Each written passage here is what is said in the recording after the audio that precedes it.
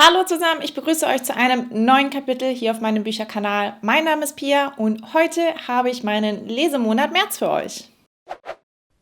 Wie immer, wenn der Monat vorbei ist, möchte ich euch ein bisschen über die Bücher erzählen, die ich in diesem Monat gelesen habe. Und im März waren es 5 beendete Bücher. 2 davon waren Hörbücher. Und wenn euch dieses Video gefällt, nicht vergessen, einen Daumen nach oben zu geben. Und wie immer, schreibt mir in die Kommentare, welches euer Leser-Highlight im März war. Angefangen hat der März für mich mit The Inheritance Games von Jennifer Lynn Barnes aus dem CBT Verlag. Das Buch habe ich bereits im Februar angefangen und Anfang März dann beendet.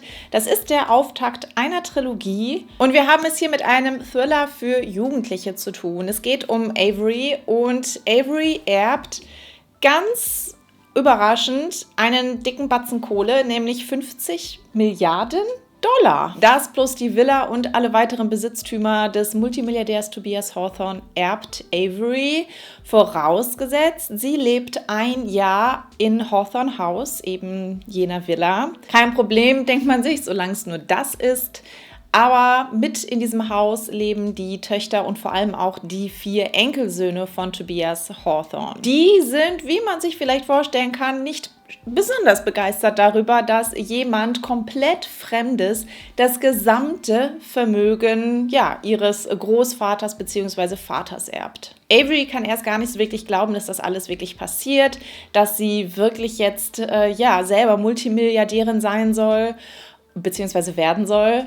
Und sie selber stammt nämlich eigentlich auch eher aus ärmlichen Verhältnissen. Ihre Mutter ist vor einigen Jahren gestorben und seitdem kommt Avery bei ihrer Halbschwester unter. Sie möchte aber natürlich dieses Erbe antreten und sie zieht zusammen mit ihrer Schwester dann in Hawthorne House ein, merkt aber ziemlich schnell, dass das Ganze kein Zuckerschlecken wird. Neben dem Rest der Familie sind ihr vor allem die Enkelsöhne Nash, Grayson, Jameson und Alexander nicht besonders freundlich gesonnen. Gleichzeitig üben diese Enkelsöhne aber auch einen gewissen Reiz auf Avery aus. Die Frage, die Avery hier natürlich durchgängig beschäftigt, ist, warum ausgerechnet sie alles erbt. Sie ist Tobias Hawthorne nicht einmal in ihrem Leben begegnet. Sie macht sich auf die Suche nach der Antwort und hofft, diese in Hawthorne House zu finden. Und dabei bekommt sie auch Hilfe und Unterstützung von den Enkelsöhnen. Dadurch lernen sie sich so ein bisschen näher kennen, kommen sich so ein bisschen näher. Tobias Hawthorne hat ein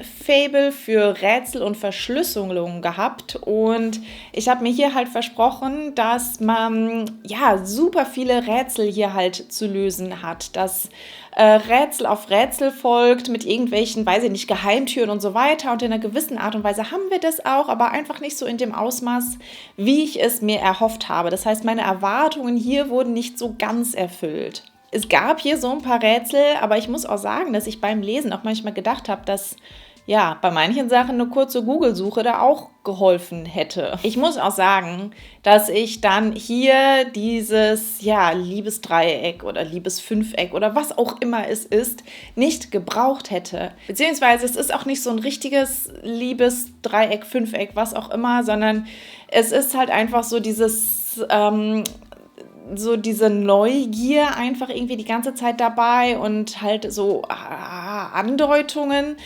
Und ich muss sagen, das braucht diese Geschichte irgendwo gar nicht. Ich finde, diese Geschichte hätte auch einfach von den Rätseln und von der spannenden Frage leben können, was ist irgendwas passiert, was Tobias Hawthorne dazu bewegt hat, alles Avery zu vererben. Gibt es da eine Geschichte in der Vergangenheit oder ist das doch wirklich einfach nur eine zufällige Wahl, um seine Familie zu ärgern? Trotzdem hat mich dieses Buch gut unterhalten. Ich hatte Spaß damit. Ich hatte mir einfach so ein bisschen mehr Spannung erhofft und ich muss auch sagen, dass eine Wendung gegen Schluss mich jetzt auch nicht groß überrascht hat. Das hatte ich mir irgendwie schon so ein bisschen gedacht. Aber trotzdem hat mich der Schluss auch neugierig auf mehr gemacht. Ich werde hier deswegen auf jeden Fall weiterlesen. Das zweite Buch, das ich im März beendet habe, ist Fabula, das Portal der 13 Reiche von Akram El-Bahai aus dem Baumhaus Verlag. Dies ist ein Fantasy-Roman für Leser ab 10 Jahre und schaut euch mal dieses wunderschöne Cover an. Hier geht es um die Geschwister Will und Charlotte, die aus Versehen fast in das magische Reich Fabula reisen. Will hat während eines Schulausflugs einen sehr seltsamen Baum entdeckt und er meint, um diesen Baum auch so ein paar elfengleiche Wesen herumschwirren zu sehen. Letztendlich tut er das Ganze dann aber als Einbildung ab und geht mit seiner Schwester zusammen nach Hause. Aber es erwartet sie dann irgendwann auch zu Hause eine böse Überraschung, denn ihre Mutter ist plötzlich spurlos verschwunden. Stattdessen treffen sie zu Hause auf eine Furie, die die komplette Wohnung auf den Kopf gestellt hat. Die Geschwister fliehen und landen daraufhin in Fabula, einer Welt, wie man sie eigentlich nur aus dem Märchen kennt, mit ganz vielen mystischen Wesen mit Einhörnern und Zwergen und Riesen und Elfen und Feen etc. Da die beiden Geschwister zunächst verständlicherweise sehr verwirrt und verwundert darüber sind, dass es diese ganzen Wesen tatsächlich gibt, nimmt sie ein Waldläufer unter seine Fittiche. Von ihm lernen Will und Charlotte jede Menge über das Reich. Er führt sie rum und erzählt ihnen, was es hier alles gibt, was es mit den 13 Reichen tatsächlich auf sich hat. Und er berichtet oder erzählt den beiden aber auch, dass Fabula in Gefahr ist. Will und Charlotte möchten helfen, Fabula zu retten. Und natürlich müssen sie ja auch noch herausfinden, was mit ihrer Mutter passiert ist. Und hängen diese beiden Sachen möglicherweise sogar miteinander zusammen. Auch wenn dieses Buch eher für eine jüngere Zielgruppe ist, hatte ich mit diesem Titel wirklich sehr viel Spaß. Ich gebe zu, dass inhaltlich mich Fabula nicht groß überraschen konnte, aber es hat mich trotzdem in seinen Bann gezogen. Will und Charlotte erleben einfach ein wirklich unglaubliches Abenteuer und es hat mir richtig viel Spaß gemacht, mit den beiden zusammen durch Fabula zu reisen und der Autor hat einfach einen wirklich sehr bildhaften Schreibstil. Es gab da so ein paar Wiederholungen, die mir aufgefallen sind, aber jetzt auch nichts Weltbewegendes. Und was auch wirklich hängen geblieben ist bei mir, ist die Prise Humor, mit der manche Dialoge hier einfach geschrieben sind. Ich muss sagen, auch wenn ein Teil der Geschichte für mich als Erwachsenenleser irgendwo vorhersehbar war, mochte ich die Entwicklung gegen Ende des Buches, denn da konnte mich die Geschichte oder die Handlung doch noch mal so ein bisschen überraschen, denn ich habe lange Zeit gedacht, ich weiß, in welche Richtung das geht. Und ich habe lange Zeit gedacht, dass es doch letztendlich auf Parallelen zu Michael Ende, die unendliche Geschichte hinauslaufen wird. Dem war aber schlussendlich nicht so. Die magischen Geschöpfe, die es hier gibt, die sind nichts groß Neues. Die kennt man alle irgendwoher. Trotzdem so dieses ganze Gespann um Fabula und auch die Geschichte Fabulas, das ist natürlich alles neu. Und es gab auch so ein paar magische Gegenstände, die es halt nur in Fabula gibt und das fand ich alles richtig cool, das war schön zu lesen. Will und Charlotte auch als Charaktere mochte ich sehr, beide sind sehr unterschiedlich und ich muss sagen, dass Charlotte im Vergleich zu Will doch so ein bisschen blasser geblieben ist. Will ist halt, er ist halt nicht auf den Mund gefallen und eine seiner herausragenden Charaktereigenschaften ist, dass er sehr gut im Lügen ist. Also er hat immer sehr schnell eine Notlüge auf den Lippen und Charlotte ist halt ganz anders. Charlotte ist halt so, korrekt, sagen wir mal so. Insgesamt Fabula wirklich eine schöne Geschichte und ich bin hier ja auch, also ich habe ein bisschen recherchiert und versucht herauszufinden, ob es sich hierbei um einen Einzelband handelt und es deutet nichts darauf hin, dass es eine Reihe werden soll. Also ich konnte da überhaupt gar keine Infos zu finden, aber der Schluss, also an sich ist das Ganze auch abgeschlossen und ich muss sagen, ich fand das Ende auch irgendwo sehr schön, eben weil es auch doch noch so ein bisschen Handlungsspielraum offen lässt. Also theoretisch könnte man das Ganze auch noch weiterführen. Es ist halt irgendwie nur zum Teil abgeschlossen. Und also wer weiß, vielleicht kommt da ja doch noch mal was. Ich würde es nicht schlecht finden, auf jeden Fall. Wer auf der Suche nach einer magischen, fantasievollen Geschichte ist bei Fabula auf jeden Fall richtig. Im März habe ich viel mehr Hörbuch gehört als sonst und das hatte mehrere Gründe. Erster Grund ist, dass ich mir endlich kabellose Kopfhörer gekauft habe, die praktisch festgewachsen sind bei mir an den Ohren mit einem Hörbuch drauf. Bei allem, wo ich mich nicht groß konzentrieren muss, läuft jetzt Hörbuch bei mir, weil einfach diese blöden Kabel mich nicht mehr stören. Und zweitens habe ich mich im März nochmal so richtig durch das Hörbuchangebot bei Storytel gewühlt und habe zig Titel auf meine Zu-Hören-Liste gesetzt. Bei Storytel heißt es ins Bücherregal gestellt. Also wirklich, es sind sehr, sehr viele Hörbücher, die da aktuell in meinem Bücherregal stehen und ich habe auf jedes einzelne unglaubliche Lust. Und zur Info für euch, ich nutze schon seit mehreren Monaten Storytel, bin da sehr zufrieden mit. Das ist ihr kennt es wahrscheinlich, es ist ein Hörbuch-Streaming-Dienst, da zahlt ihr im Monat 14,90 € und ihr könnt dann unbegrenzt Hörbücher streamen. Also es gibt kein Limit oder so. Ihr könnt so viel hören, wie ihr mögt. Das Angebot ist da sehr, sehr groß und in der Infobox findet ihr einen Link. Wenn ihr darauf geht, könnt ihr Storytel für ganze 45 Tage kostenlos testen, wenn ihr euch da anmeldet. Regulär bekommt man, ich glaube, 30 Tage kostenloses Testen. Also wenn ihr diesen Link nehmt, habt ihr noch mal ein paar Tage mehr zur Verfügung. Und das Ganze ist vollkommen unverbindlich. Alles, was auch sonst noch anders ist, wenn ihr euch über diesen Link anmeldet, ist, dass ich eine kleine Provision bekomme. Das heißt, wenn ihr mich unterstützen möchtet, wäre das auch nochmal eine super Möglichkeit. So, kurzer Exkurs, Ende.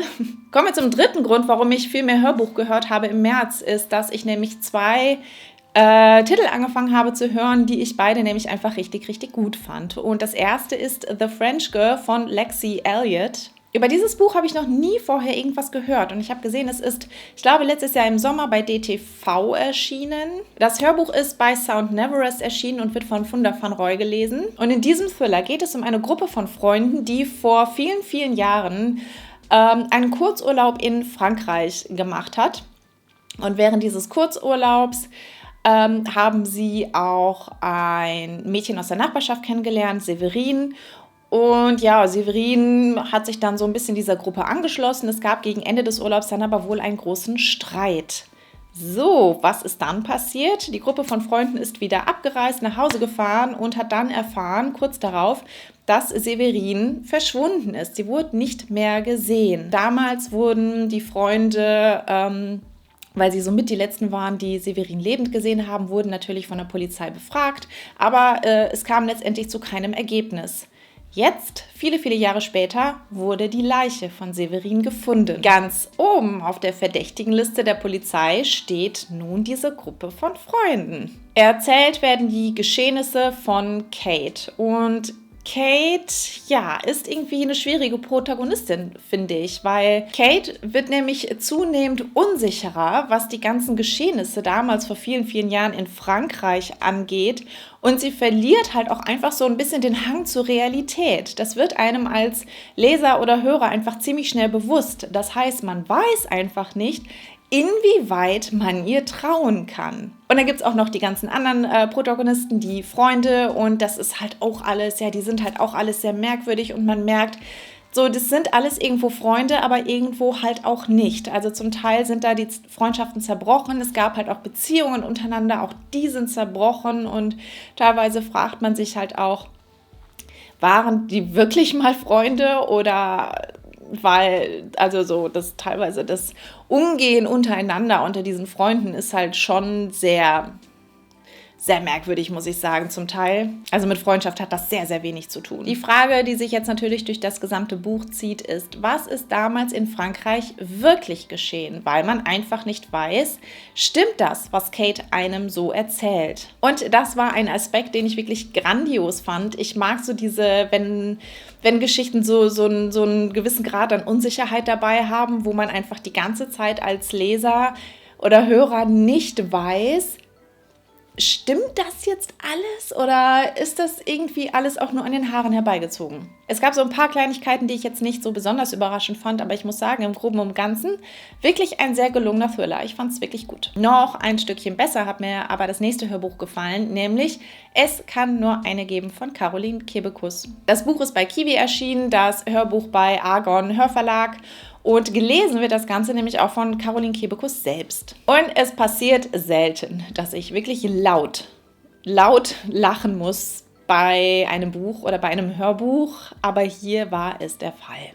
Caroline Kebekus beschäftigt sich hier mit der Rolle der Frau, mit dem Thema Feminismus und darum, dass es halt dieses Phänomen gibt, dass es in vielen Bereichen nur eine Frau gibt oder dass eine Frau reicht. Das ist das Schlimmste, dass eine Frau reicht. Sehr wichtiges Thema, aber Caroline Kebekus versteht es natürlich, das Ganze ja mit einer Prise Humor zu erzählen, aber trotzdem, ich glaube, sie sagt so selber schön in dem Buch, sie möchte den Finger in die Wunde legen und das tut sie auch, aber halt mit einem Augenzwinkern. Sie treibt das Ganze auf die Spitze, aber verpackt es halt auch einfach sehr, sehr lustig. Wie gesagt, ich habe mehrmals laut anfangen müssen zu lachen.